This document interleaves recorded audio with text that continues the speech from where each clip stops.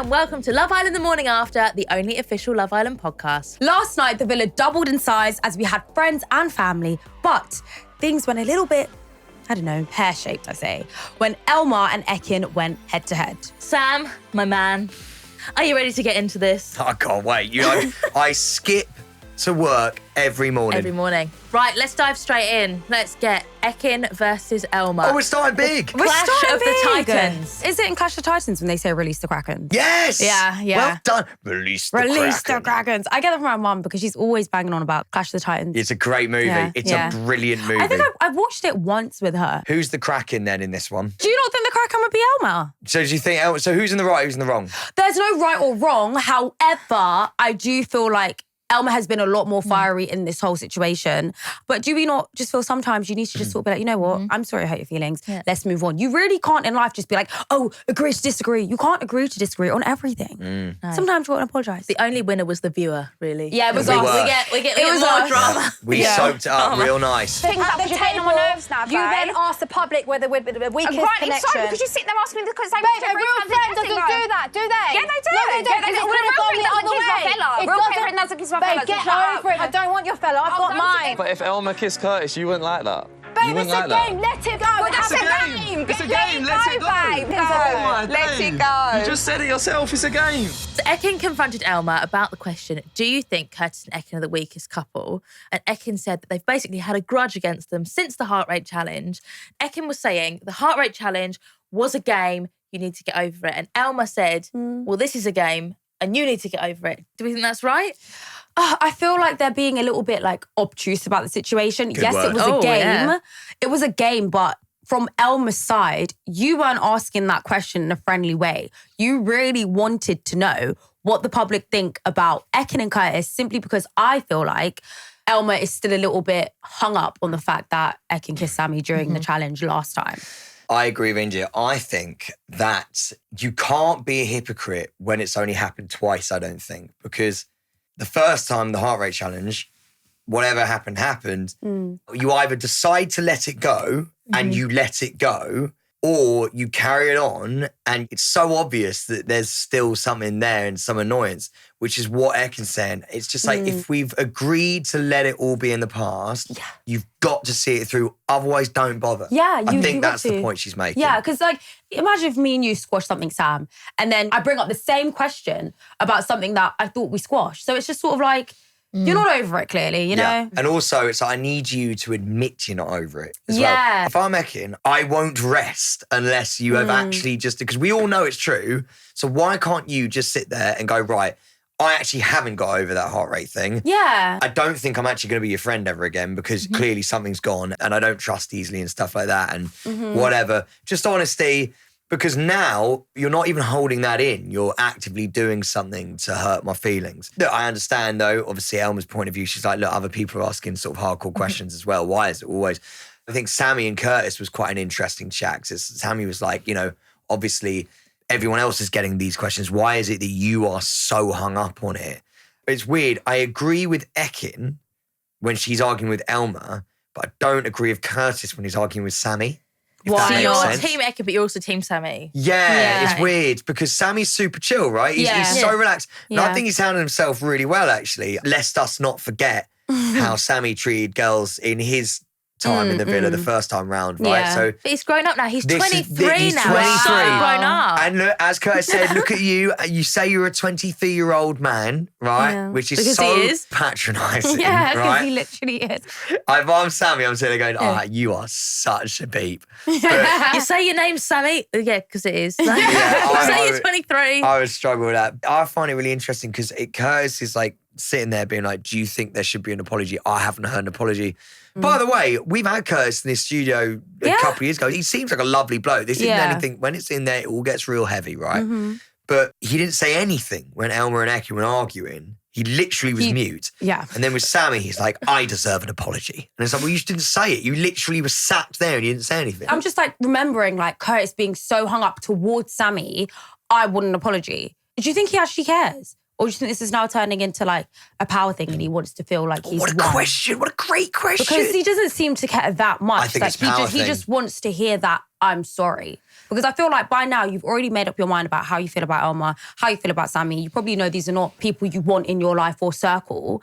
And you can already tell by their character that they're not people you would align yourself with because you would have liked an apology ages ago. You've still not got it. But here you are saying, I want the apology. You're not going to get it. So you're kind of just trying to sort of like... It's a power move. It's a power move because you know they don't want to do it. I do have to say this, right? I genuinely think this is my favourite Ekin as a viewer. Okay. I really feel like as the experience has been going on, she's like been holding stuff back and she's like, oh, you know, I'm trying to play this person, maybe play a role. And I think she's got to near the end and she's like, do you know what? I'm just going to let it out. And I think that is Ekin-Su right there. When she went up to Elma and just went, no, I've had enough now. I think she's probably seen, look, we only see an hour worth of show, right? Yeah. She's probably been in that. She's seen little things that we haven't seen. And I think she's just gone, no, I'm sorry, I don't like this. And when she spoke to the girls and she took the girls to one side and went, do you feel like since Elma won most liked girl, she's become way more catty? And she's like dissecting it in front of the girls. And I went, this is Ekin-Su. This is it. And I love it as a viewer. I don't think that Elma has changed because she won favourite girl, because to us, that was weeks ago. So to them, that was months ago. Like, yeah, right, it would have been nice. But I feel like Elma is smart enough to know that at the time, she was single, she'd been ditched by Ronnie because Harriett had come back in. It was like a big, everyone was sort of behind her.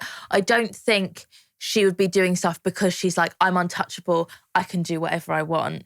But I do think, you know, it is such a power battle between the two couples. And in like less than a week, even if neither of the couples win, they're still going to be ranked in I can't wait. reverse order. I can't wait. And, That like, podium's going to be amazing. Oh, God, that and they'll all be podium. waiting like, please, please, please, just let me be higher than them. Just let me be higher than them. Yeah, this is a proper feud. Yeah. And one that I can't really decide who. One minute, I think I'm more on Ekin's side.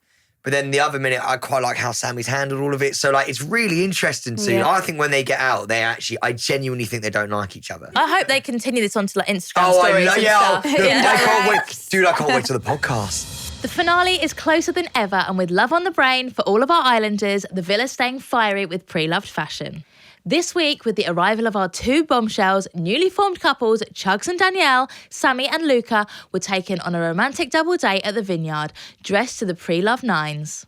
Danielle looked unreal. That rat and boa dress was made for her, styled with that Aphrodite Gucci bag, teamed with Chugs, subtly matching an OAS terry shirt. What a slay. A moment for Ekin-Su in that gorgeous Farai London dress. Is it just because yellow is her colour, or is she glowing with Curtis? Who wouldn't be happy with a man who knows how to rock an album called Work Jacket? It's safe to say it's been another week of pre-loved action.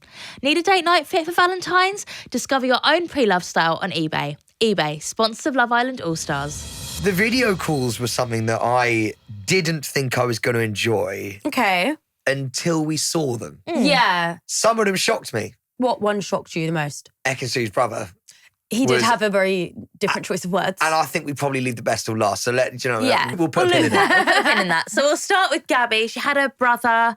She was worried that her family would be sad at her for like forgiving Marcel. Like, do we often worry about what our families think in situations like that? Absolutely. Yeah, for Massively. sure. Family's everything. But if, for example, Gabby's family were a bit disappointed that she forgave Marcel, do you think that would change anything? She should go back and block him. No. Do you know what I mean? All right, and what Like- about this? What if your family didn't like Dammy? Well, they didn't.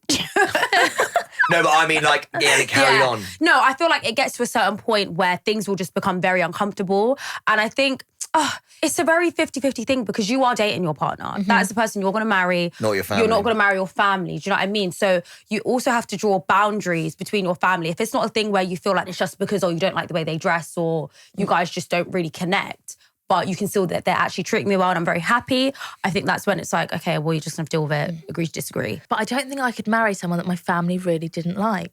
Yeah. I think it just causes issues down the line. Then, Yeah. like, I think you need someone that's on the same vibe as you, has the same values as you. And I think if they have the same vibe and the same values, then your family will like them. Yeah, for I'm really sure. lucky that me and Sam are sort of on the same page with everything Yeah. and all my family love him. But I don't think I could have married him if they didn't like him. Do you think you can marry someone your family don't like? No, absolutely not. Yeah. Not a chance. It's a lot. Well, I live next to my sister. I'm very lucky. My sister's liked all my girlfriends, actually, which would be great. Oh, that's good. Most of the time when we break up, it's my fault. In my sister's eyes, my sister would look at me and go, what have you done this time? And I'm like, it's not even me. Yeah. The family thing's a really, really big deal. Yeah, it's a big thing. And I feel like literally when you marry someone, they also become a part of your family. Yeah. And you have to get along with your family. So I think it is a big deal. But it was really nice. Gabby talking about Marcel and like, you know, how like one less person to block. She's 33, man. She's over it. She doesn't need that anymore. And it was really cool to see. I said this, I think, on our first episode together. I really love to see Gabby's growth. Yeah. You know? And she's not diving into stuff either. She's not diving into arguments. She's not diving into problems. That's just not who she is, clearly. No. Catherine's amazing at that. Yeah. Catherine knows what strengths are. She knows she's not a catty person. Yeah. Like, she knows she's not going to be the loudest in the room. She's got elegance, decorum, sweet. And I think people sometimes take that and maybe see it as maybe Catherine's playing both sides. But I genuinely see it as Catherine doesn't have an issue with anybody and she's not going to go out and like fork out chaos and drama where it's just that's what Whitney was saying, right? Whitney literally said that when she came on. Whitney was great. Like, although they ended the call, I feel like Whitney was like ready to say more. And I feel like we got the love one. Get off. Connection like lost. Producers it's like, get off the screen. But like Whitney, obviously, I think she's clocked some stuff in there and she was going to really let us know. Yeah, and I think Whitney was... Obviously, she's with Lochan and we love Whitney and Lochan together. But I feel like she was like, I want to be in that villa, going around telling everyone, I don't trust your boyfriend. I don't like this person. And she was just getting FOMO, I think, at home. So she was giving it some and we loved it. Who was it? She didn't trust Casey. Or Sammy. And we also got to remember, she's been in the villa with Sammy before. But obviously, Catherine did say, look, I know we've been in the villa with Sammy, but this time around, it's actually a little bit different. He does seem to have changed a little bit. He's 23 now. Oh, he's a 23-year-old man. I know. You know, as Curtis says. So it's interesting. And then one of my favourites, which I didn't expect at all, was Grace's dad. Oh my God. They look alike, mind you. I mean, it hasn't done her badly, is it? No. He was so sweet. He was lovely. He was lovely. Got sleeping with Luca under the duvet. What do you call it, a tent? I've got to ask you a question. Was he in the Boy Scout? What does that mean? He seems very good at doing duvet tents. Oh my God, Dad. I mean, and everyone was like... Nah, what a legend though. I love that. That's so good. And also you could see her face just drop. Yeah, and I think it's also very like dad and daughter like banter. You know your dad's always trying to make you feel a little bit embarrassed and it's like, oh. It was like when Chloe Burrow's mum and sister came in. Yeah. Like, did you have to do it so much? Mate, that first roast they have is going to be brilliant. So, you in the Boy Scouts, Luca. Yeah, he's going to bring it up. It's going to be brilliant. I hope we can get a fly on the wall for that. Because dads love to repeat a dad joke, don't they? Just to get like more audience. Yeah, do you know what? It was really sweet. It was sweet to see the interaction. It was lovely. And do you know what? I don't know how much I have warmed to Grace over the series. And that's not to say I don't like her at all. I think she's held herself really well, actually. But as a personality and just a viewer, I've never met her in my life, don't know from Eve, but like as a viewer, there's other people that I'm just like more invested in than her. That was a really nice conversation. It might have been quite standard, but it seemed like a genuine chat. And again, it's not with like someone I know. I quite like that. Yeah. Like I don't need your famous mates on the screen. Like it's quite nice to speak to your dad. Yeah. I rated that. No, I hear that for sure. I mean, talking of famous mates, we also had Saffron Barker, influencer extraordinaire, who is Harriet's best friend. Now, I thought that Harriett and Luca knew each other through Saffron. But from what Saffron said and Harriett said, I think Harriett and Luca were friends. Then Harriett set her best friend Saffron up with her friend Luca and then they split up and she was in a very awkward position. Yeah. Like she has been with Grace and Luca. But she said that she supports Ronnie. She doesn't always think that Luca has Harriet's back. But she did also clarify that Harriett did say, shut your effing mouth. Yes. And she was shocked. When you said, shut your effing mouth, I do think that was like a spur of the moment thing. Like, I know you didn't mean that. Wait, hold on. Is that what I said in the game? You did say shut your effing mouth. Oh, God. Oh, really? Oh, God. I didn't even think that I said that. I feel awful now. But yeah, God, I think I need to apologise to him again then because I didn't know I actually said that. I've been going, well, oh, God, no, that's not like me. Okay, I'm glad you've told me. She was shocked. She was like, I feel like she literally was like beside herself. I was like, oh, God, I've got to apologise now. I didn't know I said it like that, which I think we all can agree when it's heat of the moment and you're riled up, you will say things and then slightly forget how it came out. Well, when I was walking through the airport after I'd left Love Island, someone like shouted something at me. And I was like, that's a bit weird. I don't know what that was they just shouted. And then someone else shouted something at me that sounded quite similar. And I was like, why are people shouting things at me? This is really weird. And then my best friend happened to be on the flight home as cabin crew. And I went down the back and she was like, oh, here she is, my little cat Slater. And I was like, what? And she went, I was coming back here to tell you I loved you. And I went, what? I think someone just shouted that at me in the airport. And she was like, yeah, you said it. And I was like, what? And she's like, yeah, it's a thing. I think you need to like look at the clip because I think you're going to get asked about it quite a lot. And I had no recollection of saying it at all. That's brilliant. She was like, yeah, no, you need to look that up. Yeah. I don't remember. I think I might have blocked it all out. But I think so much stuff happens that you don't remember every little thing you say. I agree with that because even like with my last when me and Dami had like a spat around the fire pit and we had the whole like heartbreaker line, it wasn't something that was like planned. I was saying that because I was genuinely annoyed. But then to come out and then hear like people are talking about it as a thing, you kind of just think, well, that wasn't a thing for me in there. I was actually just like, I was just quite annoyed and I just want to get the stuff on my chat. Quite annoyed at you, man. Yeah, like, and now everyone's running with it. It's like a quote. And I'm like, I was actually in pain. This is not a quote. Like, I don't think Harriett really needs to go and apologise to Casey. Casey. It's done now. We don't need to dig it back up. Yeah, because that's going to send him off Let's again. leave it where it lies. I think Casey's given it enough himself, actually, to be fair anyway. Yeah. So I think just leave it. And what I think's happened now, this is why these things are really terrifying, because it's like you go in and you're reading their face, you're looking at their eyes, man. You're literally like, you're like, oh, Saffron. You're like, how am I doing? Do you know what I mean? Like, and you're really trying to read their face. Yeah. You did say that. Yeah. It made it look like Harriett was in the wrong, which I think she was, to be fair. It'd strike the fear of God in you as you're literally like, oh my God, what have people seen? She doesn't need to go and apologise, but I think she probably thinks she does because of what and now also she's been made to knowing feel. who she is, she's probably thinking, I would never say something that mean to someone. So she's like, oh. But someone else that did that was Elma's friend, Amber, of Towie fame. She obviously started bringing stuff up about like backing her on the Ekin drama and saying, you don't do that to a friend, loved how chilled Sammy is. And she sort of brought up again from a few weeks ago, you know, you got voted the top girl, well done. Was she right? Because she had like a 5-minute phone call with her friend. Her friend's in a pressure cooker. She can't do anything about what she's done already. Was she right just to gas her mate up and be like, well done, you're doing great? Yes and no. I think she was right to gas her up, but she's really gassed her up. Like, the tyres are full. She could have just been like, we're really proud of you. You're doing really, really well. Like, let's just relax now until the end of the journey. Now, as a viewer, I'm over the moon she didn't do that. Because I think Elma's come out now being like, I'm winning. And look, traditionally, the end of Love Island is normally things peter out a little bit as the couples sort of, you know, like really say they love each other and stuff like that. Yeah. But I think we still may see at least one more set of fireworks before the final, which it's not normally like this. It doesn't normally go on this long, which is great. So I'm happy she did it.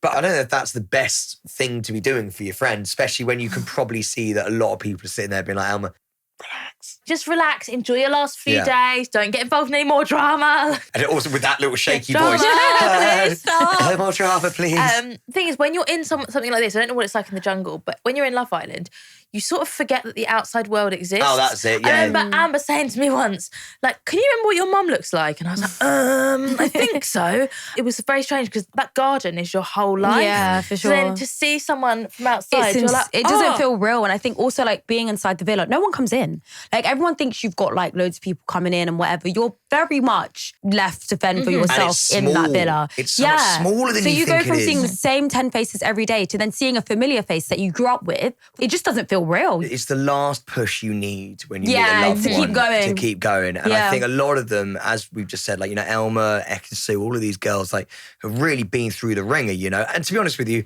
I've always said this, the moment all of them leave, they're all back on an equal footing. They're human beings. They've given us brilliant entertainment. Like, they're all normal, lovely people in real life. That's the beauty of reality TV like this. You get put in a situation and you just react how you react for our entertainment. Yes. And I think the family coming in, just gives them that little boost and it pushes them through to the end. That's a lovely thing to see, I think. Yeah. Now, Indiyah, you know me, I love a bargain. In fact, if I can save whilst I spend, that makes me almost as excited as watching a recoupling. Okay, I'm going to need some tips because serving looks on the pod is not cheap. Well, ITV Kaching is a brilliant new tool from ITV. Once activated on your web browser, it literally finds discounts across 800 of the UK's largest retailers whilst you're shopping. Wow, I mean, is that going to be quite fiddly? Not at all. When you're shopping online, ITV Kaching will pop up whilst you're checking out. It brings you the best deals so you save money on your purchases. That sounds amazing and very easy, but is it expensive? Nope, it's totally free. You can use it on clothes, your food shop, and even trips abroad. Okay, well, that's my evening sorted. Me and Dami want to book a new holiday, and that means we're going to have some more spending money to spend on some cute glasses. Exactly. All you need to do is go to itv.com/kaching, follow the instructions to get it on your browser, and then shop away. Now, you've been waiting for this one. Yeah. We've done everyone else. We're looping back. The floor is yours. Talk about Ekin's brother. Well, I just thought he started strong. In what way? I think he said things that, a lot of us have thought before, like not in a bad way. I didn't realise this. Ekin-Su's brother's got previous. He's been on before. Yeah, when yeah. Ekin was on. Yeah, and he came to apparently, visit her. But apparently he says like quite rogue stuff anyway. Yeah. One, looks like Timothy Chalamet, unbelievably good looking bloke. Two, right, within a minute has called Curtis a private part and said it was such a straight face. Yeah. And then he gone, initially I thought he was like this. And it's like, well, you clearly still do. I mean, Yeah, it took him a long while to be like, actually, he's okay. Like, and you've warmed to him now? Yeah. Yeah. All I can say is we've met Curtis a few times. He's always been Yeah, really he is lovely. a He's good a guy. sweet guy. What I was really interested by, and I said this to you girls, is when he went into detail about like she shouldn't be trusting the girls around her, that they've all dropped her like a hot potato the moment that something's gone wrong. He feels like she's being a bit ganged up on. So she's walked out, and this is why I actually think this has been the Ekin episode.